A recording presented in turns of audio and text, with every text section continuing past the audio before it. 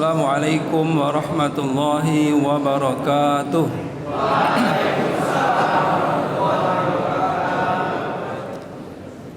Innal hamdalillah nahmaduhu wa nasta'inuhu wa nastaghfiruh wa na'udzu billahi min sururi anfusina wa sayyiati a'malina may yahdihillahu fala mudhillalah wa may yudlilhu fala hadiyalah. Asyhadu an la ilaha illallah wahdahu la syarikalah wa asyhadu anna Muhammadan abduhu wa rasuluh la nabiyya ba'dah.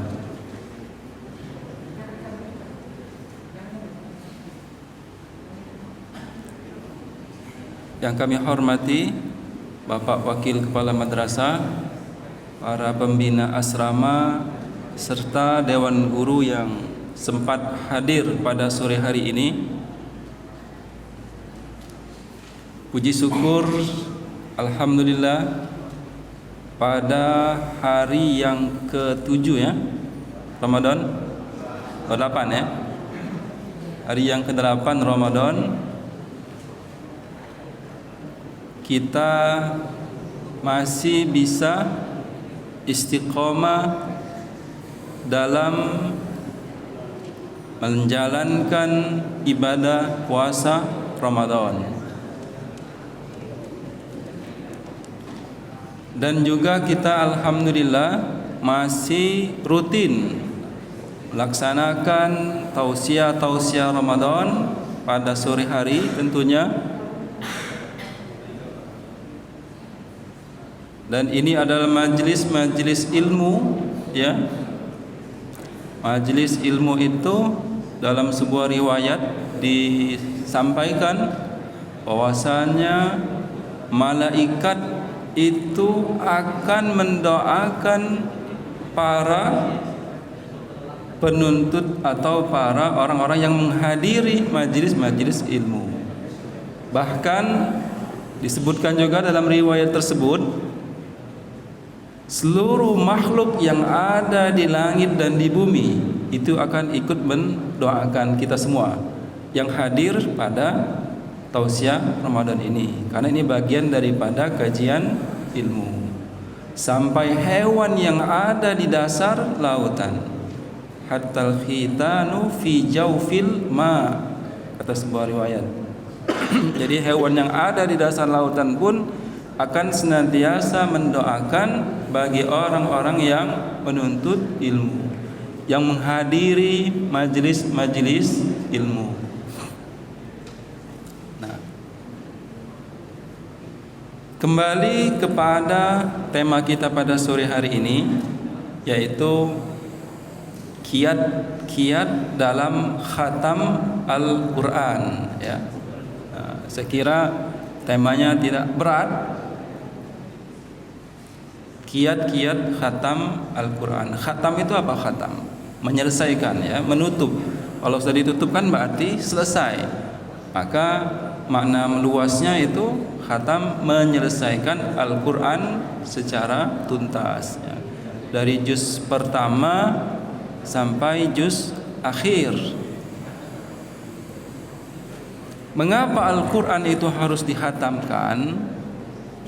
Ya, pertama, Al-Quran merupakan satu-satunya mukjizat yang diberikan Allah kepada hamba-hamba pilihannya, itu adalah Al-Quran. Bahkan Al-Quran ini akan ada sampai hari kiamat ya. Nah, inilah bentuk salah satu kemukjizatan daripada Al-Quran, itu bisa ada terus ya, terjaga keasliannya, terjaga dari semuanya ya, dari orang-orang yang ingin menyerupai Al-Quran, ingin membuat semisal Al-Quran, itu sampai sekarang itu tidak ada yang berhasil. Maka Al-Quran merupakan perintah, kalamullah, perkataan Allah. Dan dari situlah ya, dapat kita buktikan bahwasanya Al-Quran adalah kemujizat Al-Quran. Tidak berlebihan kalau kita sebagai muslim tentunya untuk membaca Al-Quran terlebih di bulan Ramadan. Terlebih di bulan Ramadan itu sampai khatam ya. Memang kita ada program di bulan Ramadan khusus kita di madrasah, yaitu One Ramadan One Juz ya. Nah, itu One Ramadan One Juz.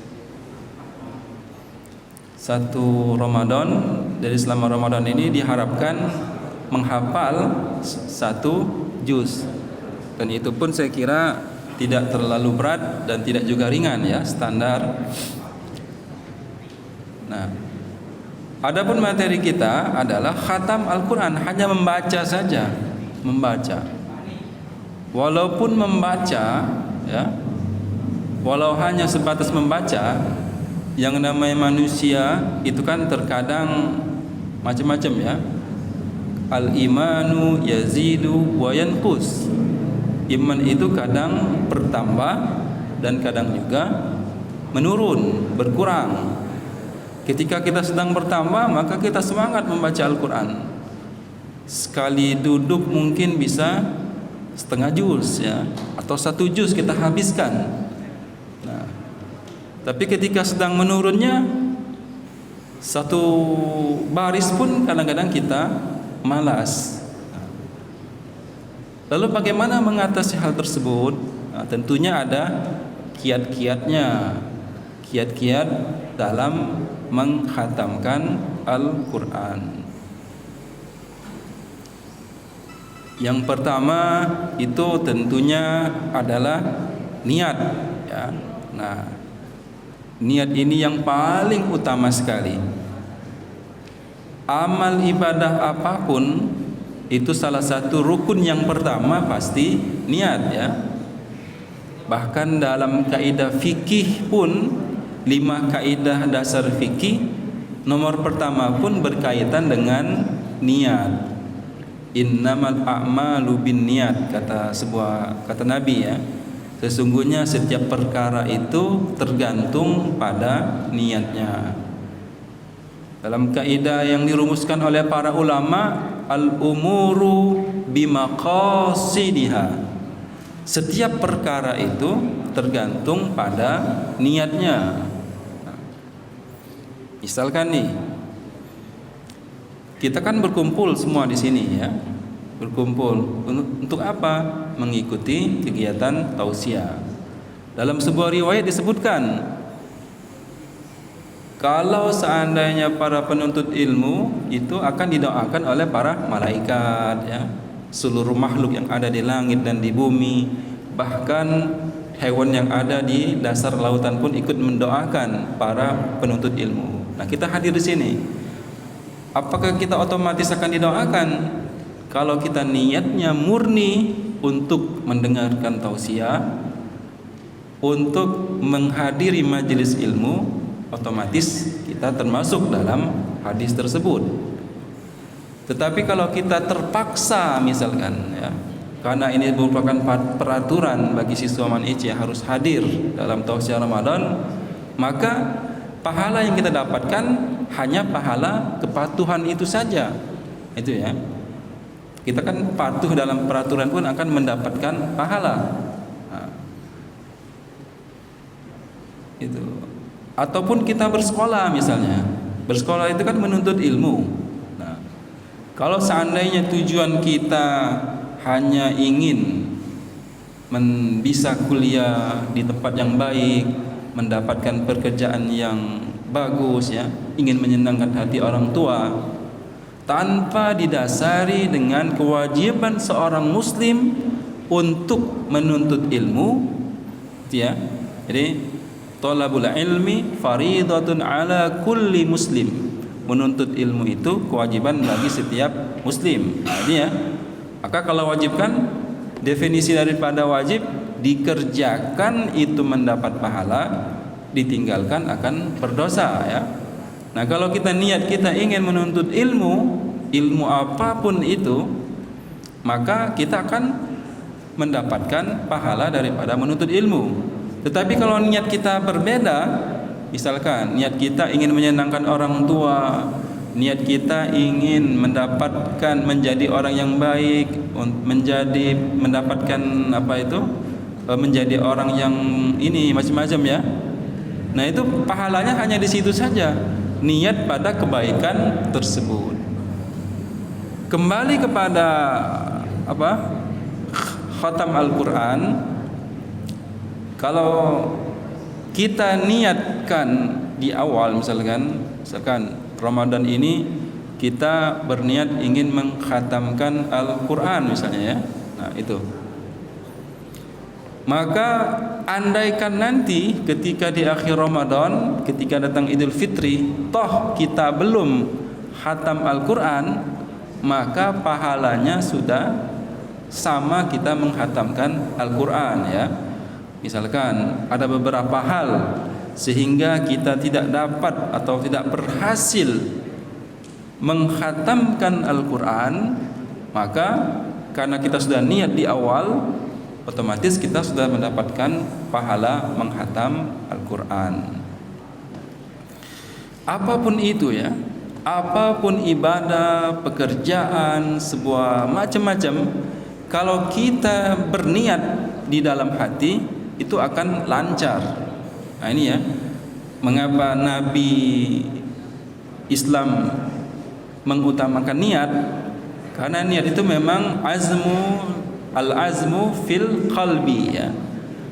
Keinginan di dalam hati, itu namanya niat. Dalam definisi fikihnya seperti itu ya. Mahiyan niyah al-azmu fil qalbi. Jadi keinginan yang ada di dalam hati, itulah disebut dengan niat. Misalkan tadi pagi wah nanti sore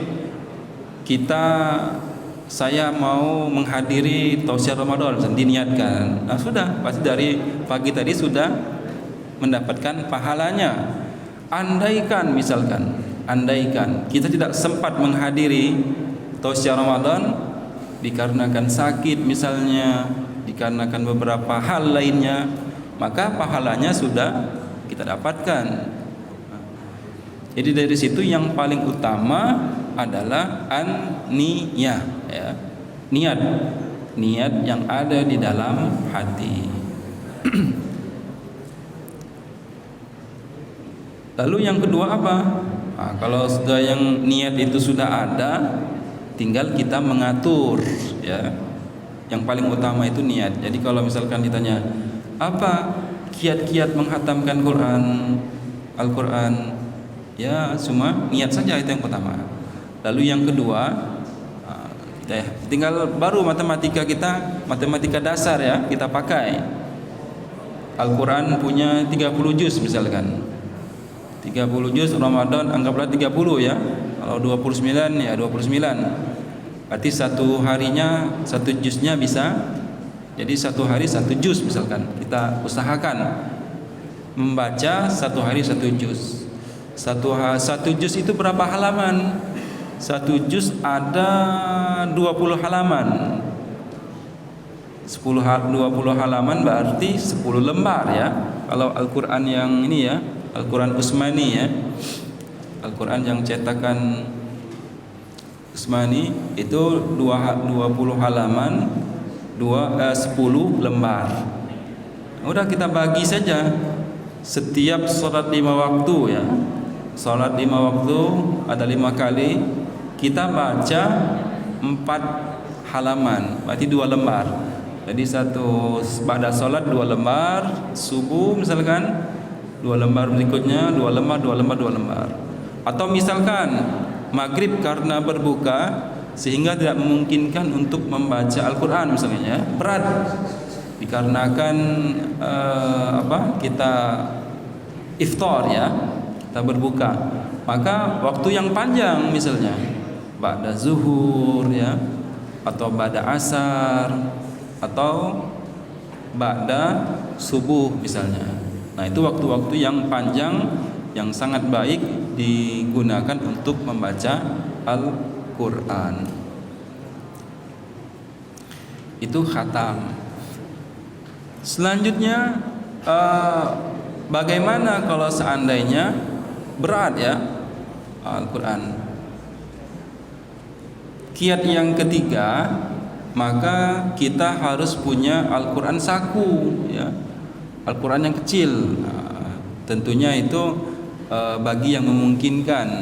Kalau misalkan tidak sanggup membaca yang kecil-kecil, maka ya apa boleh buat, terpaksa menggunakan Al-Quran yang besar. Al-Quran saku itu kan yang ukuran 8x6 ya. Bagi yang penglihatannya masih baik, tidak ada gangguan, itu sangat disarankan menggunakan Al-Quran yang kecil. Mengapa Al-Quran kecil? Ya Al-Quran kecil itu mudah dibawa kemana-mana ya. Kalau Al-Quran besar, paling kita tinggalkan di masjid ya. Kita susun di rak masjid kalau menggunakan Al-Quran yang besar. Lalu kalau seandainya kita menggunakan Al-Quran yang kecil ya, yang saku tadi, itu sangat enak ya. Jadi kapanpun bisa kita buka. Lagi ada waktu kosong, maka kita buka Al-Quran. Toh siswa man-IC juga tidak tidak diperkenankan menggunakan Android kan, sehingga tidak ada gangguan. Kalau guru-guru mungkin gangguannya besar, Android ya. Termasuk saya sendiri kadang selalu menggunakan handphone ya, walaupun kadang-kadang dipergunakan untuk kedinasan ya. Artinya kadang-kadang WA group itu kan selalu arahan-arahan dari macam-macam. Ada guru asrama ya, kegiatan tahfiz, ada dari kepala madrasah nanti disuruh menyiapkan ini, belum waka akademik, itu kalau guru-guru ya. Nah kalau kalian kan tentunya siswa tidak diperkenankan, itu bagian daripada kenikmatan juga ya setidaknya, sehingga kita bisa leluasa menggunakan Al-Quran untuk menghatamkan selama bulan Ramadan. Nah, jadi itu ya tipsnya ya, tidak usah panjang-panjang, hanya 3 saja. Yang paling utama, kiat yang paling utama itu adalah niat. Saya simpulkan kembali, jadi niat itu utama dan yang paling utama, pertama dan yang paling utama. Jadi kalau kita ada niat, insya Allah semuanya akan lancar ya. Apapun itu, kalau kita niati di dalam hati, insya Allah ya, kita mengerjakannya akan tenang, dengan senang hati mengerjakannya.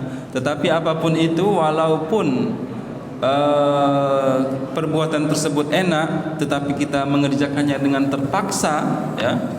Misalkan dalam kondisi sakit misalnya ya, disuruh makan ini makan itu ya, kita tidak mau karena kondisi sakit kan, mulut kita tidak menerima, tapi kita paksakan agar imun kita naik misalnya ya, agar badan kita tetap stabil ya, untuk berperang melawan penyakit tersebut ya.